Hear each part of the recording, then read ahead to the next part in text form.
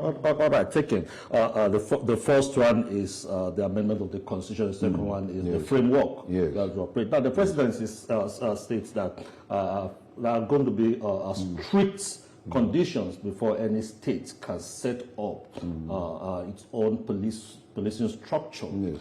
Now, where should be this regulating authority? Should it rest with the federal government, or should there be an independent body, a constitutional body, where that will regulate if you have complied before you can set it up, so that we don't have get into a point where we have political manipulation? I think the law will make provision for that particular body that will ensure standard. Is that what you advocate? Yes, or maybe there's police council, already in existence. Strengthen that particular body that will ensure minimum standard, because there are states that are richer, there are states that are poorer. And if you allow poor states to establish the state policing without an arrangement being made to create a standard, then you run into a problem. They will now create more problem than we set out to solve. So the most important thing is that there must be a body that will ensure standards. What I said, that the existing body is the National Police Council. Now, is it going to be a national body, or states will be allowed to have its own council? No, there should be. So when it comes to issue of supremacy, it is the federal that they also know that supreme. If there is any conflict, are you following me? So in terms of this standard, the law itself will be strengthened in order to ensure that the body that is already created, or a new one that will be created to ensure that standard. But it must come from an oversight function of at the federal level. That's what I think. It's not the state. But the most important thing is that, there are layers. Even when you establish this police at the state level, the state legislators have a role to play. The judiciary has a role to play. And even in my own recommendation, as I will be sending a memo, I will also recommend an independent body that will deal with the issue of abuses. Because you see, that is the major fear of people who are against the issue of state police.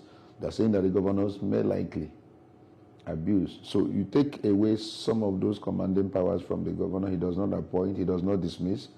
The CP has tenure. Even another body appoints. If you want to remove, there must be stated grounds in the law that must take him out of office. So if you take all those measures, then I think we're good to go. But the most important thing is, in all these things, let the law be very explicit in defining what role and which role any person has to play in order to ensure this God rest that everyone is complaining about. If it's not there, then people are in trouble. You have only decentralized abuse, because it was centralized before at the federal level, but now you are decentralizing it to 36 states, where the governors now will begin to, hold their political opponents, in clear fear. Well, speaking about defining roles, Nigeria already has the police, the DSS, NSCDC, EFCC, NDLEA, Amotekun, Ebube, AGU, Civilian JTF, and several vigilante groups. Yes. Now, does the bill clarify what each of these groups does, or could it create more institutional rivalry? You see, the point is that those agencies you mentioned also have their various laws that establish them with their responsibility, right? We're not talking about policing. We're not talking about security that has to do with all other securities. It's only policing. And we want to ensure that the policing system provides proper framework for the state police that will be in operation, define the role of the federal and state police, because there will be a federal police still.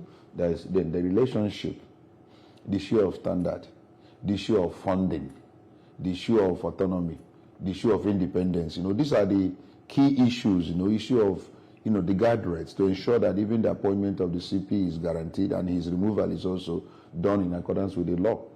So these are this and all that will be defined. Then issue of, rivalry should be dealt with. Police is internal, policing system. I mean, internal mechanism, is what the architecture is for the internal. So sometimes I see this conflicting of road where the army will be the one doing internal, policing. It's wrong. The army is for external, while the police is supposed to be for internal. So the law will strengthen police. That's what I think, because the issue of funding, and of course the issue of funding is that what Lagos has done is a model. Lagos has police fund.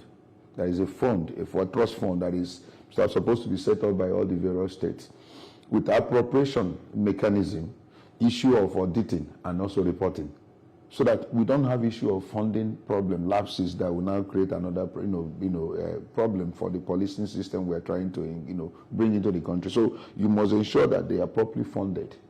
And that comes issue of making sure that there's a trust fund where individuals can donate, where organizations and all that, all the states, we also put in money there with appropriation, mechanism, as I said, they are reporting and accounting and ensuring auditing to ensure that the right thing is being done in the fund. Is the funding we having an issue most times? Okay. Look at their barracks, how dilapidated.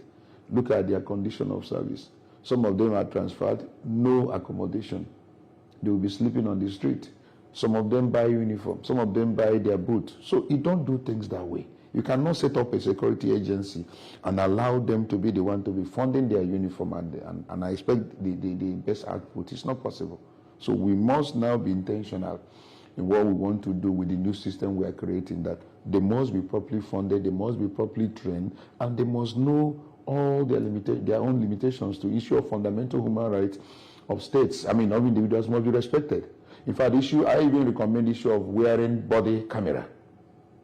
Any police officer on the road must wear body camera that actually, it does X-ray what it does in a day. If you arrest any person, let it be documented in such a manner, digitized. Show what is going on, even in terms of interrogation, in terms of detention.